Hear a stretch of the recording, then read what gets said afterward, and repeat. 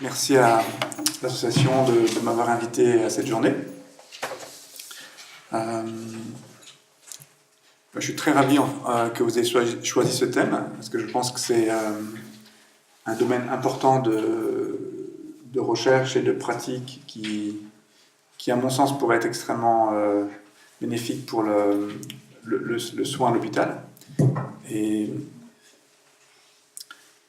j'espère que l'ADM, donc l'Association pour le développement de la mindfulness, va graduellement, je pense, intégrer davantage, je pense, ces pratiques de méditation sur la compassion et la bienveillance, car je pense que traditionnellement, ces deux types de pratiques sont considérés un peu comme les deux ailes d'un oiseau, et c'est seulement quand on intègre les deux qu'on peut bien voler. Et donc je pense que c'est vraiment important qu'on arrive graduellement à vraiment inclure les différents types de pratiques et d'entraînement, de formation, qui sont aussi bien sur la pleine conscience que la bienveillance. Alors, avant que je commence la présentation, je voulais juste en profiter pour vous faire partager un petit peu des projets qu'on a à Lyon. C'est en cours, hein, mais comme vous êtes dans la fondation ID, on essaye de mettre en place un peu un sort de hub, de centre pour regrouper les personnes qui sont intéressées par la méditation, pour voir si on peut faire des formations sur la méditation et soutenir la recherche et développer une communauté ou un réseau. Donc on a le bâtiment où vous êtes, il est créé il y a 1 an. C'était des médecins des épileptologues qui ont levé des fonds privés et ils s'intéressent vraiment à soutenir la recherche, les approches complémentaires chez les enfants épileptiques. Et ils veulent notamment utiliser la méditation. Et ils nous ont permis maintenant d'utiliser un espace dédié à la méditation au 2e étage qu'on va essayer d'installer. Voilà, donc je voulais juste vous annoncer ça parce que ils sont très ouverts, comme vous l'avez vu aujourd'hui, pour prêter cet espace, un amphithéâtre, plusieurs salles de réunion de travail. On espère bientôt un espace de formation et de recherche sur la méditation. Donc voilà, on espère pouvoir graduellement soutenir des événements comme celui-ci. Et cette semaine, d'ailleurs, on a commencé le premier programme avec de formations en méditation, donc pleine conscience et bienveillance, auprès d'infirmiers et de médecins du Vinatier. Donc on espère graduellement pouvoir aider soutenir un petit peu le monde médical dans ce domaine. Juste pour vous dire qu'il y a différents groupes là, sur place qui commencent à s'intéresser à la méditation. Donc dans notre équipe, on a des financements pour faire de la recherche fondamentale sur la pleine conscience et la compassion. On lance une étude aussi avec Grenoble sur la épilepsie et pleine conscience. On est partenaire d'un gros projet européen qui d'ailleurs est né à la suite d'un DU de méditation au Mont-Saint-Odile. C'est Gaël Chetela qui était comme vous participé à l'étude, m'a contacté pour répondre à un appel d'offres européen sur méditation et vieillissement.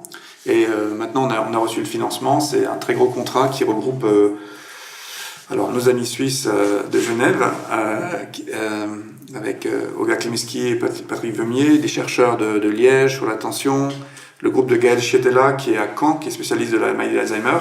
Et donc c'est une grosse étude qui vient de commencer. Alors voilà, une grosse étude qui a commencé. On a fini la collection des données de la première cohorte. La première cohorte. Le pointeur, c'est ça?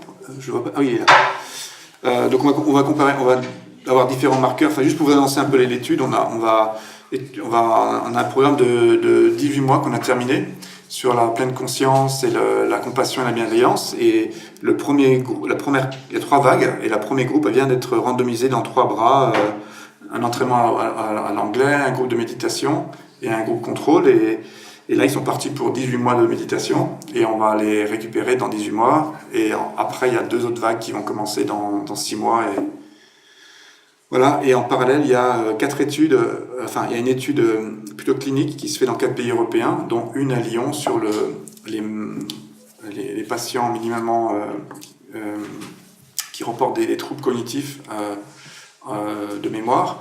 Et on va voir si on a adapté un nouveau programme de pleine conscience compassion spécialisé pour les personnes âgées, et on va mesurer le comportement et différents biomarqueurs. Voilà. Donc c'est juste pour vous annoncer un peu le type de recherche qu'on fait ici. Alors la salle là-haut, c'est un petit peu un projet qu'on essaye de mettre en place. Alors ça, voilà, ça semble pas mal. Alors on essaye de... C'est un architecte un peu fun qui s'est lâché. Ouais. Alors on a dit qu'on a envie de pouvoir enregistrer des petits œufs là, que vous voyez. Ça a pour objectif de pouvoir faire des mesures comportementales et plus tard d'électrophie. On aura 10 postes qui peuvent simultanément être utilisés et en même temps, donc ça peut servir de recherche en batterie. Et en même temps, c'est un espace qui sera assez cosy, comme ça, chaleureux, où on peut mettre une trentaine de personnes. Donc on espère pouvoir à la fois faire des formations et de la recherche dans ce domaine. Et voilà, on a fait une demande auprès d'une fondation pour financer la mise en place de l'espace. Et on ne sait pas où on en est, on verra. Voilà, donc ça c'est les petits œufs quand ils sont en mode expérimental. On peut enlever les coussins quand on les stocke ici. Et après, alors on peut faire de la recherche comme ça.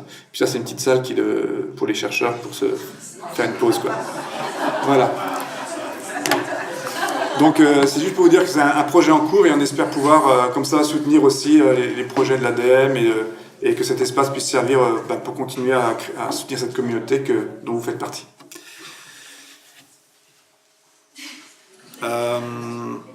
Ouais, donc je vais vous parler aujourd'hui plutôt de quelques travaux qui émergent dans le domaine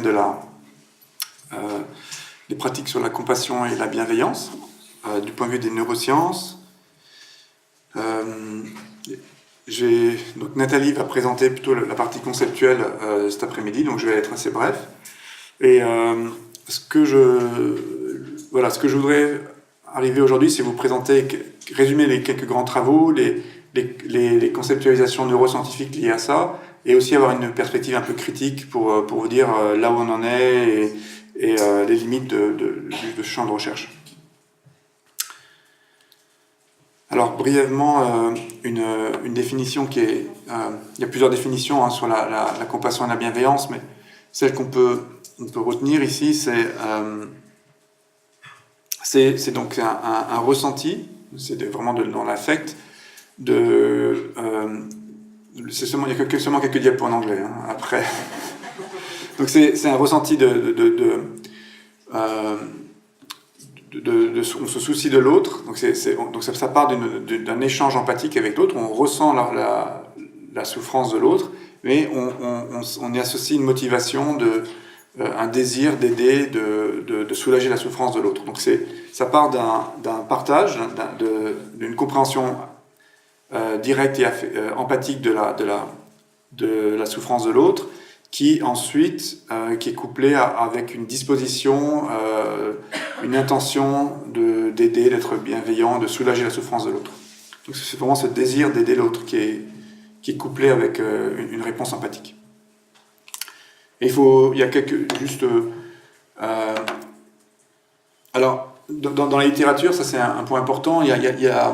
C'est considéré par certains comme étant différent de la prise de perspective. C'est considéré plus comme une théorie de l'esprit où moi je pense que vous pensez, c'est une représentation en fait plutôt conceptuelle, discursive sur vos croyances. Donc on peut avoir une théorie je pense que Francis pense que ça. Voilà. Donc c'est plutôt cognitif et ça implique d'autres réseaux, c'est d'autres mécanismes et c'est donc dans la conceptualisation que je vais vous montrer ici, c'est considéré comme différent de la compassion au sens que je viens de dire, qui était plutôt dans le ressenti. Alors, je vais présenter cette diapo parce que à la fin de mon propos, je vais essayer de vous dire que, à mon sens,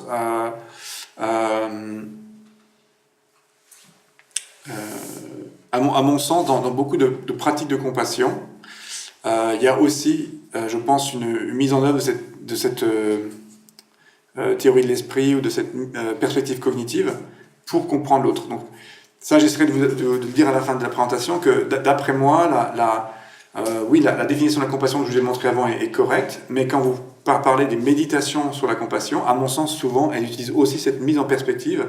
C'est-à-dire que il y a des techniques où vous vous entraînez littéralement à penser à la place de l'autre, à vous mettre à la place de l'autre. et que en faisant cette approche cognitive, ça va soutenir la dimension plutôt affective de la compassion. Donc c'est juste pour clarifier que parfois certains chercheurs vont opposer ces deux concepts, mais à mon sens, ils ne sont pas forcément toujours aussi séparés l'un de l'autre. Voilà. Alors, ça c'est une conceptualisation que j'emprunte aux travaux notamment de Tania Singer et de sa thésard d'Olga Klemetsky, qui je trouve très utile. Et même si après, comme je vous ai dit, je vais nuancer ça à la fin, il faut considérer au moins trois familles de processus. C'est bon. Sur 3 familles de processus. La première qui est quelque chose d'automatique, qu'on trouve déjà très chez les nourrissons, qui est la contagion émotionnelle. Si vous mettez un bébé qui pleure parmi d'autres dans un groupe de bébés, tous les autres bébés vont naturellement commencer à raisonner et donc à pleurer aussi. Et à la différence de l'empathie, qui est aussi une forme de résonance, la contagion affective, vous ne savez pas que votre état affectif, vous identifiez, vous ne savez pas que l'état affectif que vous avez est produit par l'autre. Dans la contagion, simplement, vous raisonnez avec l'autre automatiquement, alors que dans l'empathie, si je vois que, par exemple, Francis se blesse et se coupe, je vais ressentir sa souffrance, mais je saurais que c'est Francis qui est en train de saigner, c'est pas moi. Alors dans la contagion affective, il y a une sorte d'isomorphisme et sans séparation entre soi et l'autre. Voilà. Donc ça, c'est quelque chose d'automatique, de bas niveau qu'on trouve chez les enfants. L'empathie, ça apparaît plus tardivement. Et alors, dans cette conceptualisation que j'emprunte aujourd'hui, l'idée, c'est que une fois qu'on arrive à avoir cette résonance empathique qui nous permet de ressentir comme l'autre, vraiment de partager le ressenti affectif de l'autre, eh bien, il y a deux familles de réponses qu'on peut trouver. La première qui a été décrite comme une détresse empathique. On va ressentir comme l'autre, c'est-à-dire que si quelqu'un souffre, alors je vais aussi souffrir, et qui est contrasté avec dans ce cas-là, la compassion qui va être quelque part réinterpréter ou redonner du sens à la souffrance de l'autre en y apportant cette bénévolence, cette intention d'aider. Donc c'est à ce moment-là de sentir pour l'autre. Alors ça a été une distinction qui a été étudiée en neurosciences depuis 5-6 ans, mais ça renvoie à des distinctions plus anciennes, notamment par les travaux de Benson sur l'altruisme.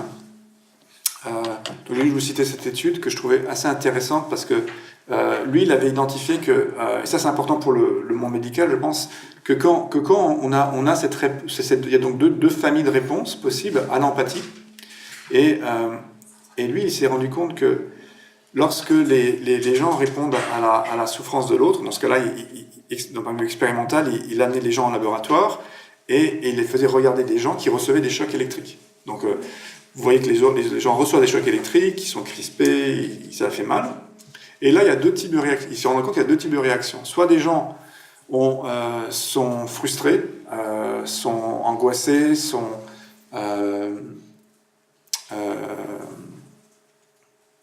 voilà, il y a une détresse en regardant les gens qui souffrent.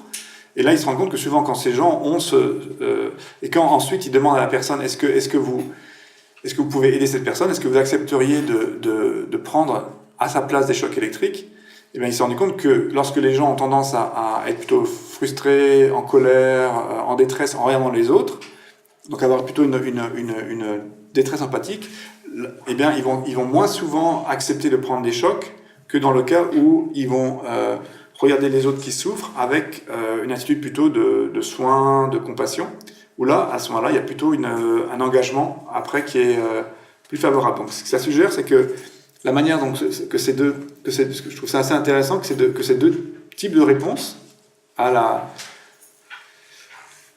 résonance empathique va aussi un peu aboutir à deux familles de comportements, de réponses. L'OA, c'est plutôt un comportement de rejet, d'isolement, ou plutôt un comportement on va dire, d'altruisme ou d'engagement avec l'autre. Et ça, je pense que c'est important dans le contexte pour comprendre. Alors là, ça va être ma seule diapo un peu médicale, hein, mais dans la question du burn-out, que vous connaissez tous, parce que on peut vraiment comprendre le burn-out en relation avec ces distinctions que je viens d'introduire. Alors le burn-out, c'est maintenant devenu un concept omniprésent dans le monde médical. J'étais très amusé d'entendre, je ne sais pas si vous avez entendu le débat présidentiel cette semaine, ouais. Et un des candidats, 2 fois de suite, a dit en anglais d'ailleurs, parler de burn-out. Je trouvais que c'était intéressant que ça surgisse dans le débat présidentiel.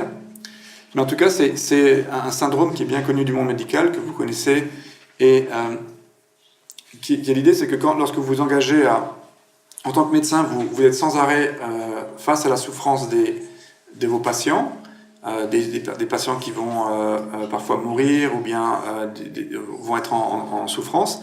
Et donc ça va naturellement engager cette résonance empathique. Vous allez naturellement ressentir la souffrance de l'autre. Et lorsque cette résonance empathique est trop... Cette souffrance, cette résonance empathique devient presque chronique, et qui est liée avec cette détresse empathique, eh bien, il y a un risque fréquent d'épuisement émotionnel qui est lié donc, à un sentiment d'impuissance et d'inefficacité, voire d'inutilité, qui va ensuite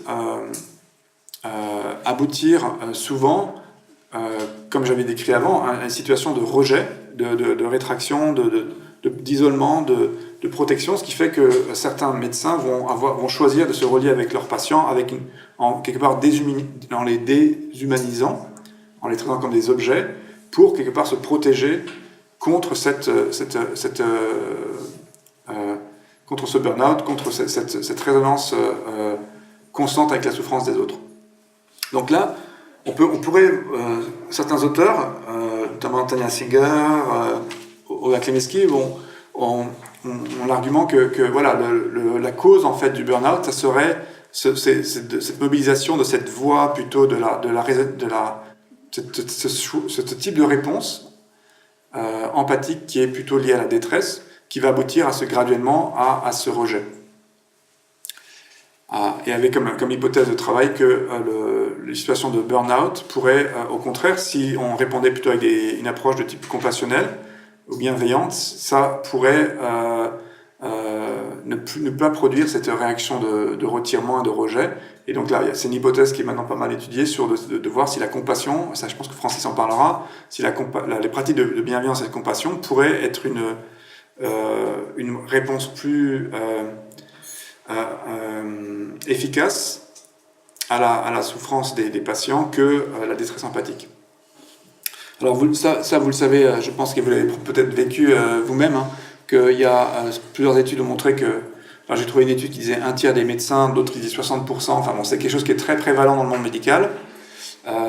C'est lié aussi à une augmentation de la consommation de stupéfiants, et souvent ça aboutit à des formes où les médecins quittent le monde du travail ou voire même se suicident. Il y a aussi une augmentation des erreurs médicales dans ce cas-là. Et aussi du point de vue des patients, les patients perçoivent qu'ils sont moins bien traités, moins bien soignés lorsqu'ils perçoivent cette déshumanisation. Donc je pense que c'est une question qui est au cœur de la pratique médicale et des pratiques du soin. Et je vais peut-être simplement en rester là dans ma présentation, parce que je pense que c'est un thème qui va revenir cet après-midi et ce matin. Alors, moi j'ai plutôt abordé ça d'un point de vue de l'angle des neurosciences. Et cette diapo, c'est juste pour illustrer le fait que maintenant on peut vraiment trouver des corrélats neuronaux à cette distinction que j'ai introduite entre la détresse empathique et la réponse, on va dire, plutôt bienveillante et compassionnelle. Ça, c'était des travaux qui étaient il y a quelques années maintenant du groupe de Tanya Singer, qui a été maintenant répliqué plusieurs fois, qui montre que finalement, ça c'est un message très important, que lorsqu'on raisonne de manière empathique avec la souffrance d'autrui, littéralement, ça engage des réseaux très proches de la vraie souffrance physique. Donc quelque part, littéralement, c'est pas anodin de raisonner avec, d'avoir une réponse empathique dans le monde du travail, parce que ça engage littéralement le même réseau, une grande partie du réseau qui est impliqué dans votre propre souffrance physique. Et la manière dont ils ont montré ça, c'est en mettant dans le scanner des personnes où, dans une condition, il induisait une douleur physique avec une thermode donc, chaude, et ça fait une douleur aiguë assez désagréable, mais sans vous brûler, mais c'est quand même assez fort. Et vous voyez que en vert sur le schéma ici, c'est les réseaux qui sont impliqués en réponse à la nociception. Donc ça engage, sans grande surprise, d'abord les aires plutôt sensorielles, hein, les S1, S2, donc le cortex somatosensoriel, l'insula postérieure. Donc ça, c'est vraiment les représentations sensorielles de la douleur. Mais après, il y a des régions plus qui sont connues comme étant en lien avec la composante affective de la douleur, notamment le cortex, l'insula plutôt moyenne et surtout le cortex singulaire antérieur. Ces régions qui font partie du système limbique sont activées et en lien avec la composante affective de la douleur. Et ce qui est très intéressant, c'est que lorsque ces mêmes participants regardaient leur partenaire ou leur ami recevoir la même stimulation au même endroit et qu'ils étaient scannés, ils ont trouvé qu'il y avait un grand recouvrement. Ça activait des réseaux assez semblables, notamment pour la partie affective, donc l'insula antérieure était aussi active et une partie du cortex singulaire antérieur. Donc ça, je pense, c'est un message qui est très fort. Ça veut dire que que la souffrance que vous percevez de vos patients de manière empathique, c'est pas anodin. C'est quelque chose qui véritablement peut vous faire souffrir au niveau affectif de manière comparable avec une souffrance physique. Donc ça permet de comprendre pourquoi si vous êtes tous les jours face à des patients qui souffrent énormément, qui meurent, eh bien, ça devient chronique, et bien ça va avoir des conséquences mentales et aussi physiques. Alors, par rapport à ce problème, là, donc des chercheurs ont essayé de se dire, est-ce que s'il y a cette possibilité de répondre différemment, de s'engager différemment face à la souffrance des autres, est-ce que c'est possible est-ce que c'est possible d'entraîner ces capacités plutôt, cette voie de la compassion, de la bienveillance, est-ce que ça serait possible de l'entraîner et pour quelque part rééquilibrer et aider potentiellement donc les gens qui souffrent de détresse empathique. Donc là, j'ai aussi cité 2 études comportementales donc qui ont étudié cette question et pour suggérer que oui, maintenant on commence en psychologie, il y a plusieurs tentatives pour identifier les effets sur le comportement d'un entraînement à la bienveillance et à la compassion, et que c'est un sujet qui est assez actif depuis une dizaine d'années. À ce propos, je suis complètement perdu en termes de temps. Là. Tu me dis en gros... c'est 10h moins 10. Et je vais arrêter quand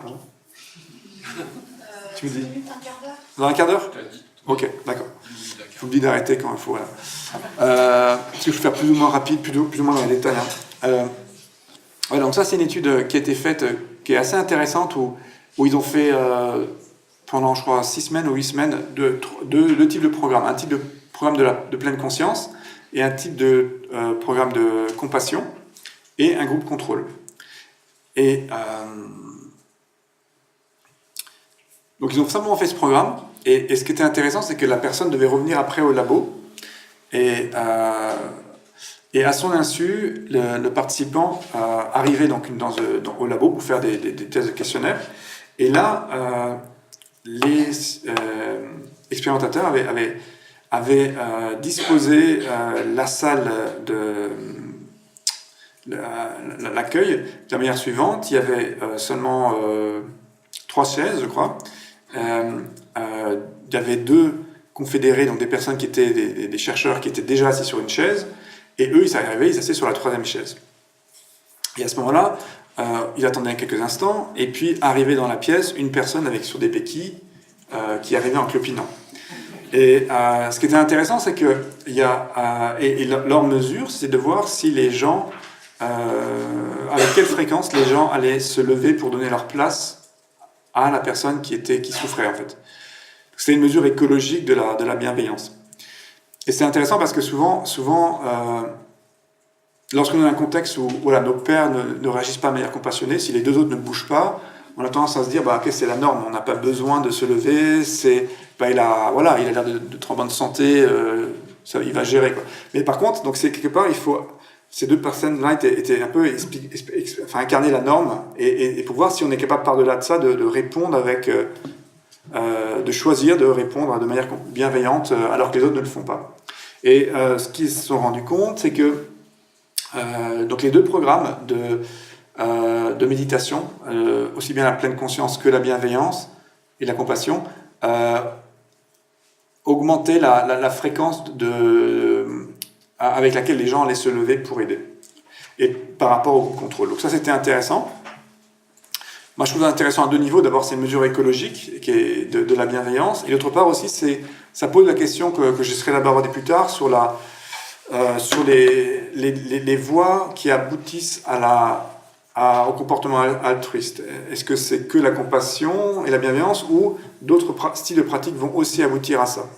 Ça, c'est une question ouverte, mais je trouve ça intéressant de montrer que dans ce cas-là, il y avait au niveau comportemental pas de différence entre les 2 styles de méditation. Et ça, c'est une autre étude qui était une postdoc du groupe de Tanya Singer, où ils ont mis au point des petits jeux comme ça sur ordinateur, où les gens devaient jouer en réseau avec d'autres personnes et choisir ou pas d'aider un joueur qui était en difficulté en leur donnant des clés pour qu'il puisse sortir. Et bon, ils ont montré que c'était une tâche implicite, et ils ont pu montrer qu'après l'entraînement de compassion et de bienveillance, les gens étaient plus engagés dans des comportements prosociaux, d'aider les participants. Donc là maintenant, il y a depuis quelques années un effort pour caractériser l'entraînement à la bienveillance et de pouvoir le mesurer au niveau du comportemental. Au niveau de l'imagerie, il y a quelques études qui ont étudié ça de manière longitudinale, notamment dans le groupe de Tanya Singer. Dans l'étude qu'on fait d'imagerie, les grosses études qu'on fait à Caen, en ce moment, on va répliquer ces mesures que vous voyez là chez les patients, les personnes âgées, après 9 mois d'entraînement à la compassion. Donc là, dans cette étude, je vais la présenter assez rapidement. Ils ont fait deux séries d'études en imagerie. La première où ils ont comparé un entraînement de type à la mémoire et un entraînement à la compassion et à la bienveillance. Et 2 fois de suite, ils ont regardé comment les gens répondaient devant des vidéos qui exprimaient soit de la situation de souffrance ou des situations neutres. Et après, il demandait d'évaluer le degré de résonance empathique avec la personne et de mesurer les qualités les émotions, qu'elles soient négatives ou positives. Et leur hypothèse, et ce qu'ils ont pu trouver, donc là c'est ce que ces petits graphes un peu illisibles de loin vous montrent, c'est que ce qui caractériserait la compassion, c'est qu'il y a, en réponse aux aux vidéos qui expriment de la souffrance, vous allez ressentir plus d'émotions négatives, donc ça c'est normal, c'est la réponse empathique, mais il va y avoir aussi en même temps une réponse des émotions positives, parce que vous êtes engagé vous décidez d'engager à aider l'autre, et cette réponse positive, on ne la retrouve pas dans le groupe contrôle qui a fait que l'entraînement à la mémoire. Et lorsqu'ils ont essayé de... Donc ça, j'expliquerai ça un peu plus en détail après. Quand ils ont essayé de trouver les corrélats neuronaux de ces effets, ils ont trouvé que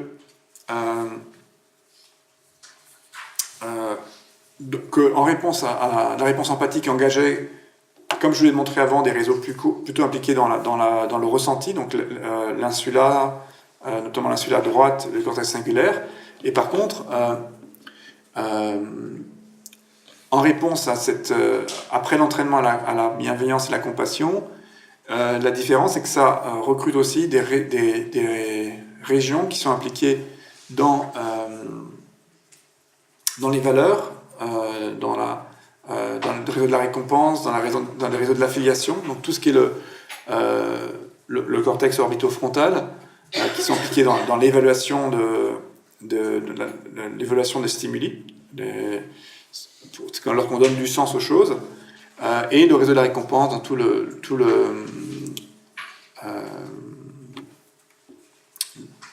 VTA, le striatum, toutes ces régions qui sont sous-corticales, qui sont impliquées vraiment dans les réseaux de la récompense. Et ils ont ensuite répliqué cette étude, donc là brièvement je vais rappeler ça.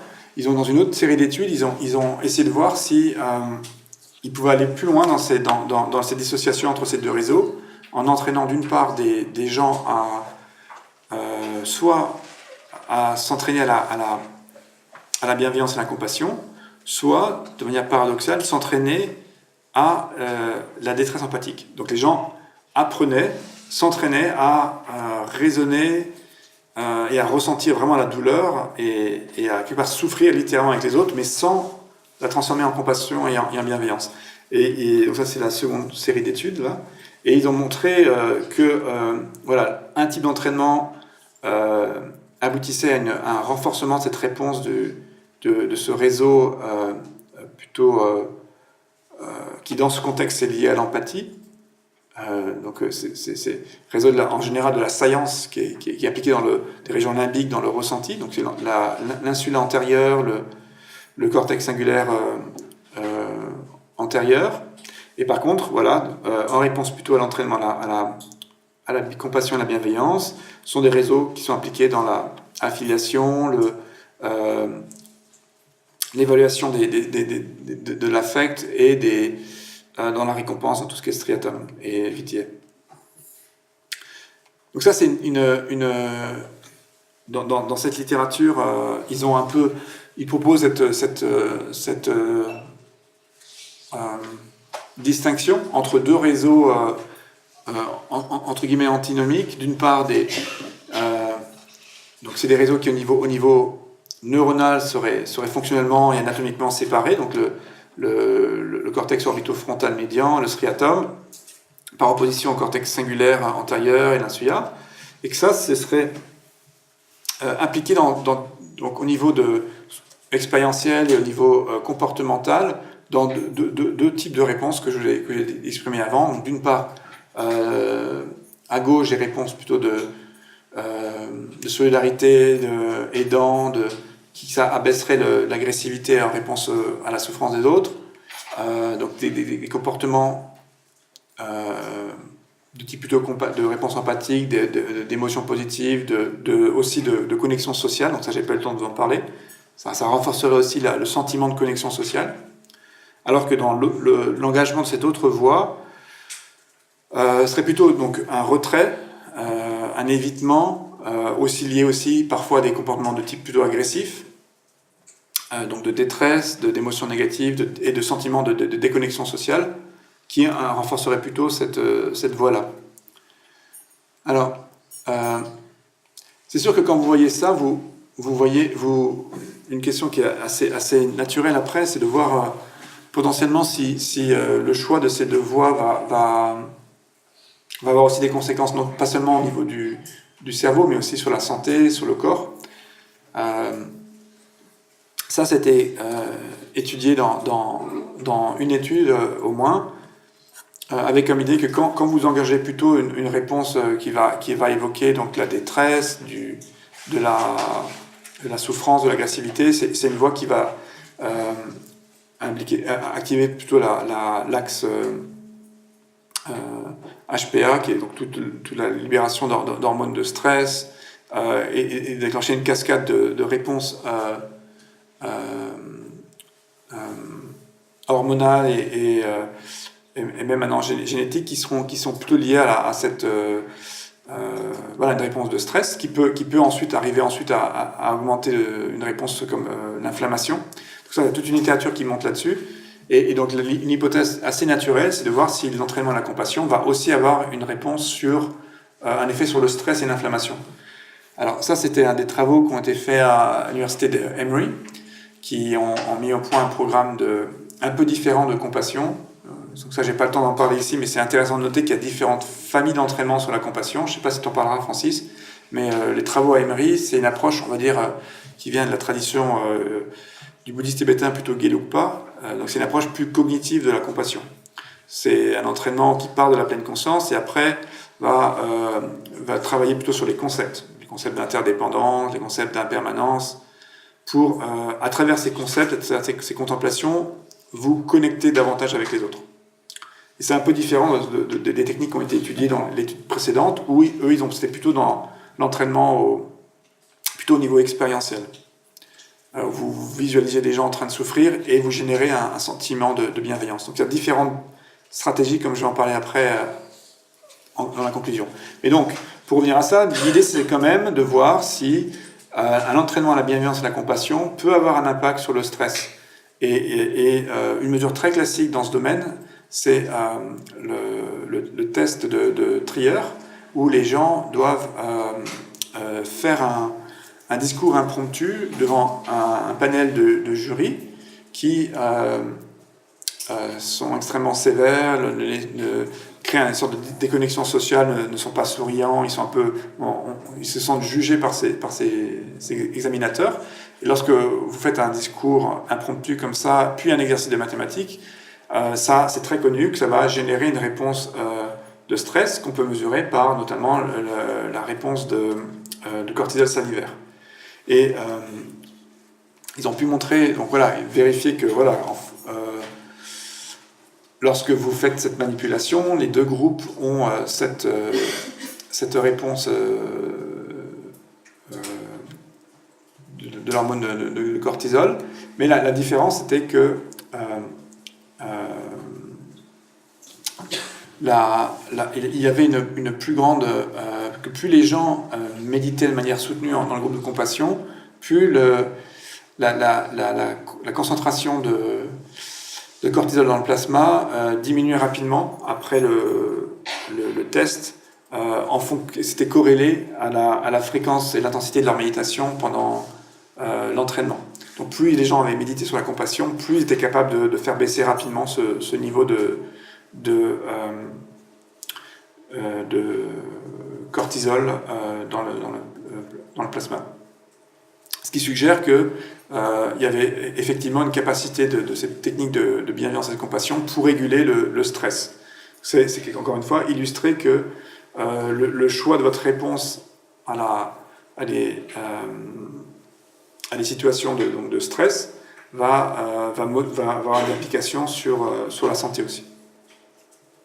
Alors, pour terminer, je vais un petit peu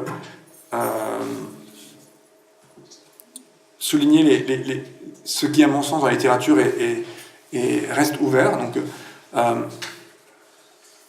alors, comme je dis au début, on peut montrer qu'il y a plusieurs voies d'accès, plusieurs manières peut-être pour aboutir pour cultiver cette bienveillance, cette compassion. C'est intéressant de noter que lorsque vous faites une pratique de pleine conscience, par exemple, vous avez, dans cette étude que je vous ai montré, un impact similaire sur des comportements altruistes. Alors, j'ai pas le temps d'essayer de trop expliquer pourquoi, mais c'est cette idée que si vous vous sentez bien avec vous-même, comme la pleine conscience, si vous avez cultivé des qualités d'acceptation, d'ouverture, d'équanimité, c'est intéressant de voir que peut-être ça va être aussi une manière indirectement, être plus disponible, plus à même de gérer cette réponse empathique et donc de pouvoir naturellement peut-être plus vous engager avec les autres. C'est-à-dire que il y a peut-être plusieurs stratégies pour aboutir au développement de la bienveillance et de la compassion. Et ça, c'est un autre exemple dans la littérature. Il y a plusieurs personnes plusieurs groupes qui ont essayé de voir l'effet de la méditation sur le burn-out, et c'est plutôt des données qui viennent ici, par exemple, là, de l'entraînement à la pleine conscience, où ils ont montré qu'un programme de pleine conscience et de discussion dans les hôpitaux aboutissait à un effet positif chez des médecins, à une baisse du sentiment de burn-out, à une augmentation du sens, augmentation du degré de connexion avec les autres. Donc, ça pour dire que c'est encore ouvert comme question du lien entre la pratique de compassion et le burn-out. C'est possible qu'il y a plusieurs méthodes, stratégies pour gérer ce burn-out, et aussi plusieurs stratégies pour aboutir à la cultivation de la bienveillance et de la compassion. Et ça, c'est un autre exemple. Donc ça, c'est une étude qu'on avait fait avec des experts, et c'est plus anecdotique, hein. C'est juste une observation chez un groupe d'experts où là, ils faisaient un groupe de méditation sur la compassion. Et c'est un type de compassion un peu différente, c'est une compassion sans limite ou sans objet, qui est cultivée dans certaines traditions du bouddhisme tibétain, et que Mathieu Ricard décrivait comme une capacité sans limite de répondre spontanément à la souffrance ou aux autres, soit par la compassion ou par la bienveillance, selon la situation. C'est une sorte d'une disposition à agir. Et dans ce cas-là, ce qui était intéressant de voir, c'est que dans ces états, plus ils étaient dans ces états, plus on trouvait en fait l'activation de l'insula et des réseaux comme notamment l'insula antérieur. Et ça, si vous vous rappelez ce que j'ai dit avant, c'était l'insula antérieur et le cortex singulaire, c'est ce qu'on voit en réponse surtout à la détresse empathique. Donc si vous voyez là, moi, il y a quelque part un paradoxe, ça veut dire est-ce que les experts en méditation sont plus anxieux à ce moment-là que les contrôles? Ce serait une interprétation. Une autre interprétation, c'est de dire que, quand vous êtes un expert en méditation, il y a peut-être une capacité à être complètement ouvert, radicalement ouvert à la souffrance, qui fait que vous êtes capable de vous libérer de n'importe quelle situation en fait de souffrance. Donc à ce moment-là, vous vous ouvrez radicalement avec toute la souffrance des autres, ce qui fait qu'il y a une très forte activation de ce réseau empathique, plus fort que les contrôles, parce que quelque part, ils sont capables de se libérer et de réguler ça. Donc c'est pour vous dire que c'est pas évident, il ne faut pas tomber dans une sorte de dichotomie en disant que il y a un réseau qui est un bon réseau, l'autre qui est pas un bon réseau. Il faut comprendre que il y a probablement plusieurs réseaux qui sont impliqués, et que chez les experts, eux, ils sont capables de laisser de s'ouvrir radicalement avec la souffrance des autres, parce qu'ils ont d'autres outils pour notamment en lien avec la sagesse, la pleine conscience, pour arriver à gérer et réguler n'importe quel type d'émotions négatives. Donc de leur point de vue, c'est pas un problème de s'ouvrir radicalement avec la souffrance des autres. C'est juste un petit contrepoint que je voulais faire. Et j'en arrive à donc un petit résumé de ma présentation. Alors j'ai essayé de vous présenter une taxonomie qui est assez très intéressante, qui a émergé depuis quelques années, qui compare deux types de réponses empathiques, la détresse empathique et la réponse comme la compassion et la bienveillance. J'ai montré qu'il y a des données d'imagerie qui suggèrent que c'est Ces deux types de réponses sont corrélés ou engagent différents réseaux neuronaux. Et je vais montrer ensuite qu'il y a quelques études qui suggèrent qu'il y a une neuroplasticité possible de ces réseaux suite à des interventions. Et je vous ai illustré que ces pratiques de compassion-bienveillance peuvent aussi avoir un impact sur la santé physique, notamment l'inflammation et le stress. Et à la fin, j'ai un peu nuancé la taxonomie qui est présentée ici en disant que c'est probablement plus compliqué que ça, au sens où je vous invite à être prudent sur l'interprétation de la simplification hâtive de ces réseaux. Et ça, je vais en parler un peu plus, en posant la question aussi que pour comprendre la compassion et la bienveillance, je pense qu'il va falloir aussi mettre ça en relation avec d'autres styles de méditation, comme la pleine conscience. Et je vais terminer là-dessus. C'est des suggestions de lecture assez récentes. Après, on a publié ça en 2015. Et ça, c'était une réponse du groupe de Tanya Singer. C'était un modèle de différents styles de méditation, de 3 familles de méditation. Des familles attentionnelles, plutôt de pleine conscience, on va dire. Une approche, on va dire,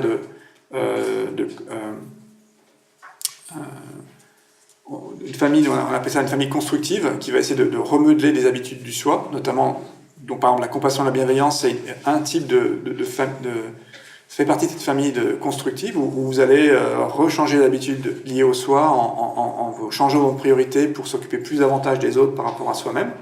Puis après, il y a une autre famille, on va appeler plutôt une famille déconstructive, qui va plutôt vous apprendre à vous libérer, à déconstruire des habitudes, des modèles internes ou des modèles des autres.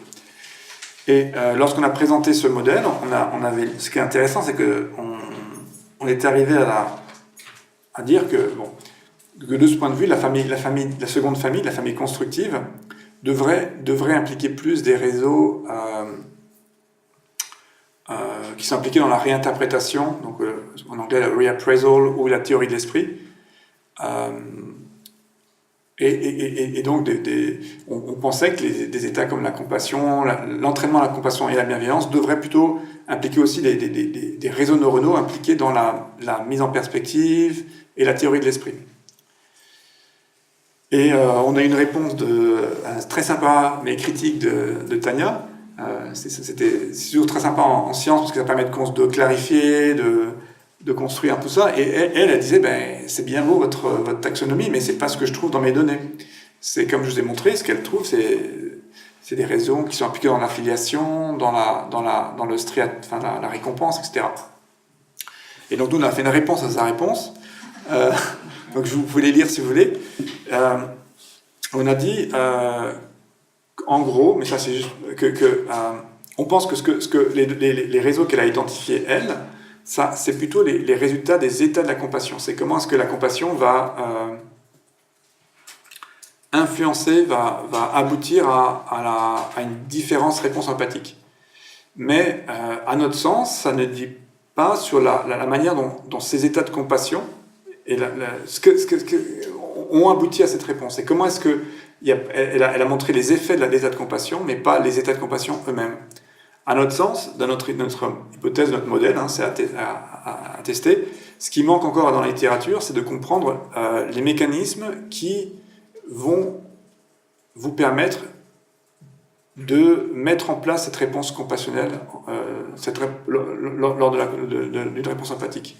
Et ça, notre hypothèse de travail, c'est que ce serait plutôt des mécanismes cognitifs comme la reappraisal ou la théorie de l'esprit, qui permettrait de changer l'interprétation du contexte, qui ferait qu'ensuite que vous répondrez de manière empathique. Donc, dit autrement, il manque encore des données dans la littérature pour comprendre les mécanismes d'action qui aboutissent à la réponse empathique qui a été identifiée par le groupe de Tanya Singer. Voilà. Avec comme idée que ce sera probablement d'autres réseaux sous les réseaux impliqués dans la théorie de l'esprit, donc le réseau le DMN par exemple, le réseau par défaut, la jonction temporalité à droite, ce sont des réseaux souvent qui sont impliqués dans la perspective cognitive, la mise en perspective, quand on se met à la place de l'autre. Et d'après nous, ces réseaux-là vont être utilisés pour créer des situations qui vous permettront ensuite de répondre de manière empathique. Voilà. Donc c'est pour vous donner un peu l'état de l'art et pour montrer que c'est des choses qui sont encore en travaux, en discussion et que c'est encore animé. Voilà. Merci.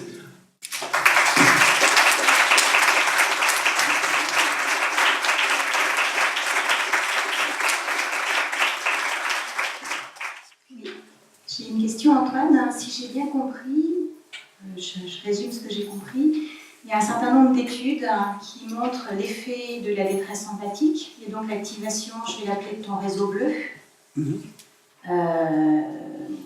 D'autres études qui montrent l'impact de la compassion et l'activation du réseau rouge, plutôt affiliation-récompense. Mais la question que vous vous posez, en tout cas moi, celle que je me pose, et je me demande si ça correspond à celle que vous vous posez, c'est mais est-ce que finalement, quand on est face à la détresse de quelqu'un, il n'y a pas d'une certaine manière, de toute façon d'abord, le réseau de l'assaillance, le bleu, celui de la souffrance, qui se réveille naturellement, et pour basculer sur le réseau rouge de la compassion, on fait quelque chose, qu'on s'en rende compte ou pas, et ce que tu évoques du coup du processus cognitif, de réévaluation et de quelque chose de la théorie de l'esprit. C'est ça l'idée ? C'est ça l'idée, oui. Je pense que, à mon sens, là, tu as tout fait raison.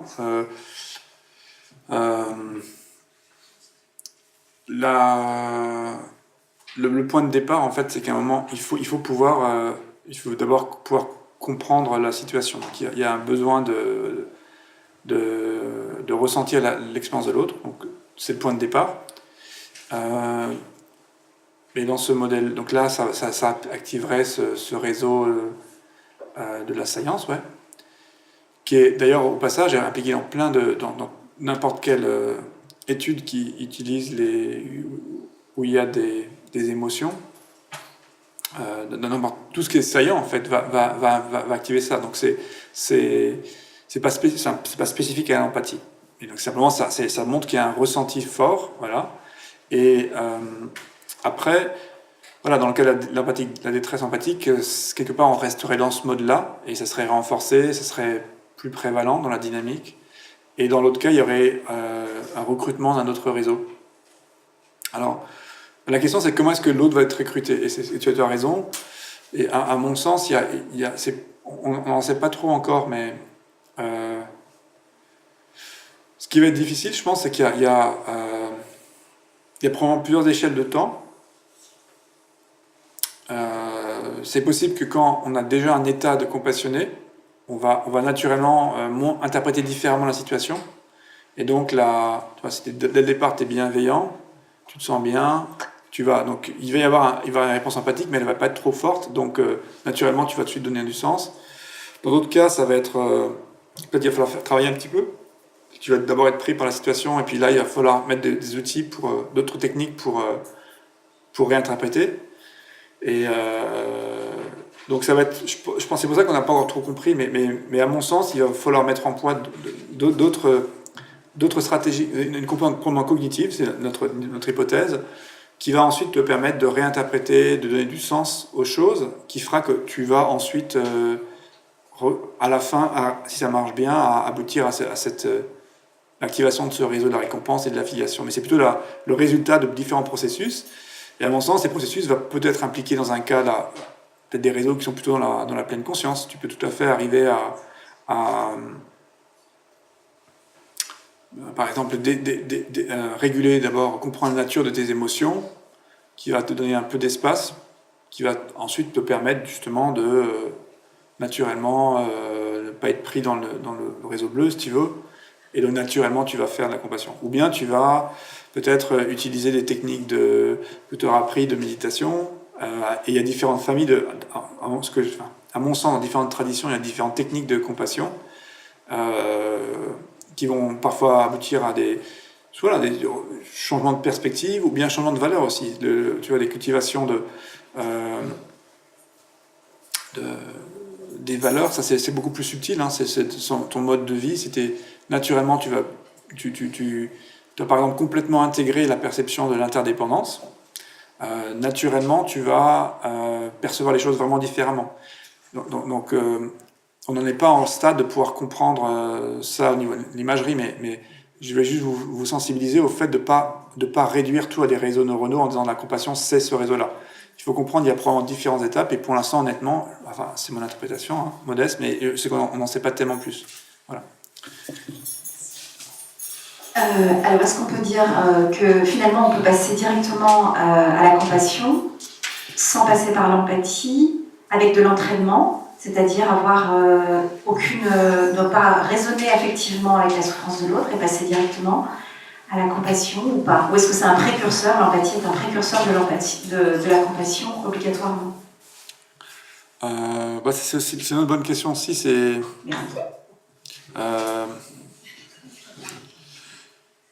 Tu vois, ce que ça évoque, j'avais discuté parfois de ça avec Mathieu, et il me donnait souvent la métaphore je lui demandais c'est quoi cet état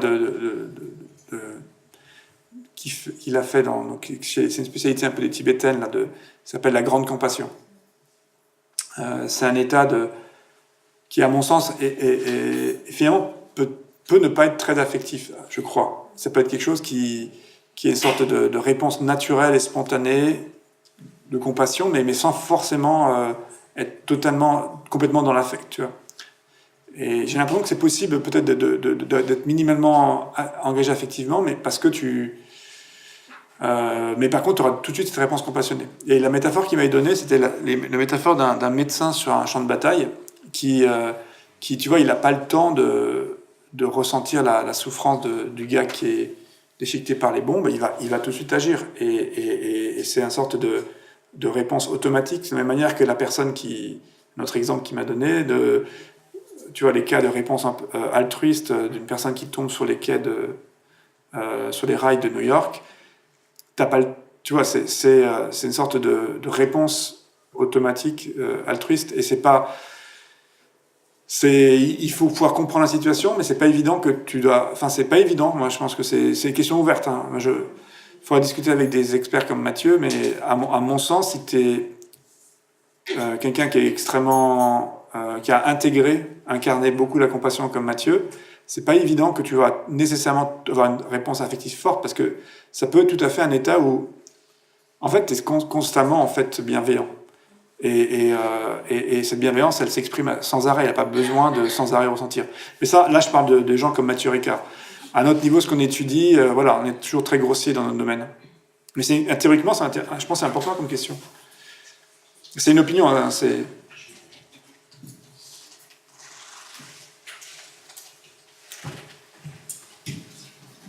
Bonjour, merci Antoine. Tu évoquais, je crois, dans une de tes recherches, la plasticité des émotions sociales, avec, je crois, un groupe méditation, un groupe bienveillance.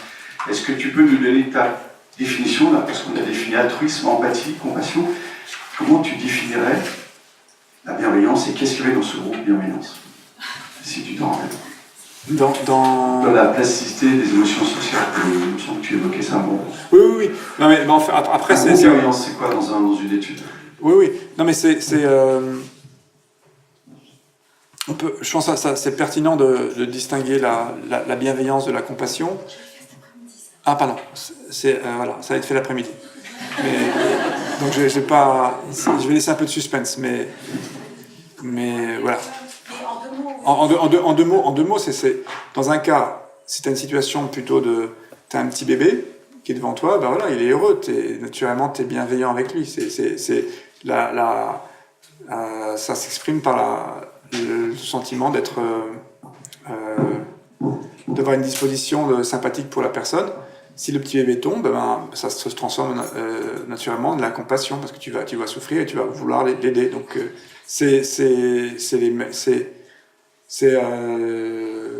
je pense que c'est deux réponses à des situations un peu différentes, mais à mon sens, ça devrait être assez proche. Simplement, ça dépend du contexte. Parfois, ça s'exprime en bienveillance, et cette bienveillance s'exprime parfois dans la compassion. Après, je pense que voilà, je pense qu'il doit, en regardant de près ce qui se passe dans un cas ou dans l'autre, tu vas probablement trouver des réseaux un peu différents, mais enfin vite dit, moi je voyais ça comme ça. Merci beaucoup Antoine. Une toute petite question et 2 remarques. C'est simplement sur la première grosse étude dont tu as parlé, c'est quoi le critère de jugement et les biomarqueurs? Enfin, c'est Notre étude. Silver Study, Ah ouais. Aging, etc. Oh là là, mais les biomarqueurs, il y en a 40, il y en a plein quoi. Est-ce qu'il y en a par exemple en épigénétique ou en immuno? Oui. Voilà, Oui. c'est ça. Okay. Okay. Alors, on va faire beaucoup de choses les télomères, le vieillissement cellulaire, plein de marqueurs de bien-être, d'inflammation, de neurogénèse. Enfin, il y a près de 40 marqueurs. Je ne suis pas directement impliqué dans ces marqueurs, mais il y a la liste est longue. Ok, et un peu dans cette continuité-là, donc vous avez choisi de travailler sur Alzheimer, vieillissement et compassion. Quel a été le rationnel pour prendre cette voie de recherche? Parce que, à titre personnel, je trouve vraiment dommage qu'on ne travaille pas plus sur les jeunes, sur les ados, sur l'école, je trouve ça super de faire dans les maisons de retraite ou dans peut-être la prévention du déclin cognitif ou des choses comme ça, mais je trouve que la société a vraiment besoin d'essayer de mettre en place des pratiques au niveau des adolescents, des lycées, des écoles. Ouais. Donc est-ce que tu es impliqué dans... Tu as connaissance, on sait qu'à Marseille, on sait qu'il y a beaucoup de gens qui essayent de faire des choses dans l'éducation nationale ou auprès des enfants, mais à mon sens, pas assez. Il y a une très grosse étude sur pleine conscience et les adolescents, une étude d'imagerie à Oxford qui a commencé il y a 1 an et demi, je pense. Et il y a des collègues suisses là, qui vont travailler là-dessus. Tu peux lever la main, peut-être, vous pouvez parler après, et qui vont travailler sur les adolescents et la pleine conscience. Donc je pense que c'est très légitime comme question. Par contre, je pense que c'est un peu... Moi, je pense pas que c'est une bonne... Enfin, je pense pas qu'il faut mettre sur je pense pas qu'il y a une hiérarchie à faire. Et à mon sens, je trouve que... Enfin, moi, j'étais très touché quand Gaël est venu me voir. Moi, je cherchais pas du boulot. Hein. Je venais de recevoir un gros contrat européen et j'étais... Pour moi, c'est vraiment... Moi, je trouve les personnes âgées, c'est un peu les parias de la société. Hein. On s'en occupe pas tellement. Ils ont grande souffrance et de détresse. Ils sont isolés. Alors, pourquoi nous, on s'est intéressé à ça? L'hypothèse de base, c'est... D'abord, on ne travaille pas sur Alzheimer, on travaille sur les personnes âgées saines. Mais pour comprendre les facteurs pour étudier l'impact de la méditation, notamment sur des marqueurs en lien avec la dépression, la connexion sociale, avec la réserve cognitive, parce que toutes ces capacités, en fait, on semble prédire ensuite sont des facteurs qui vont protéger ou accélérer les risques d'Alzheimer. Et Alzheimer, c'est quand même, ils se rendent compte que 15 à 20% des déclenchements d'Alzheimer sont liés à des facteurs de vie qu'on pourrait changer. Et il n'y a pas pour l'instant de traitement existant, et je crois que c'est une source énorme de souffrance pour les personnes et leurs familles. Donc, à mon sens, ça touche des millions de personnes. Donc, d'après moi, c'est vraiment un sujet de société énorme. Je suis tout à fait d'accord. C'était pas la question d'hiérarchiser, c'est très important aussi. Mais à mon sens, j'entends beaucoup moins parler quand même au niveau des jeunes. Et vraiment. Non, mais je peux donner des références. Il y a plusieurs groupes qui travaillent. Il y a tout un réseau en fait de chercheurs qui travaillent sur la méditation chez les enfants et les adolescents. Ça m'intéresse parce que moi je travaille sur le cancer des adolescents. Ouais. On a tout un public ado. Et vraiment, moi je suis d'accord. Pour moi, c'est essentiel.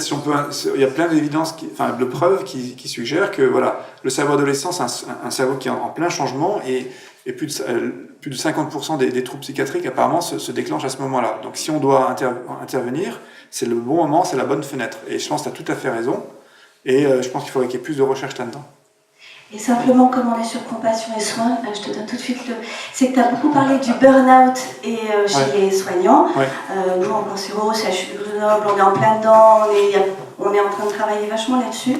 Et il y a juste une petite chose qui me gêne quand on parle de ça, c'est vrai, les patients, ils meurent, les soins, tout ce qu'on veut, mais c'est pas que ça. Et par exemple, moi je suis confrontée, ou même j'ai été concernée ou avec des collègues, on peut être en épuisement professionnel et on ne se désengage absolument pas des patients, on continue vraiment à être super engagé. C'est un épuisement lié. Enfin, ce que je veux dire, c'est oui, et on essaye de mettre des choses avec la direction pour travailler sur la méditation, de faire des tas de choses, mais je ne veux pas que ça dédouane aux administratifs de toute la pression administrative, technique, organisationnelle, parce que je vois le truc un peu venir.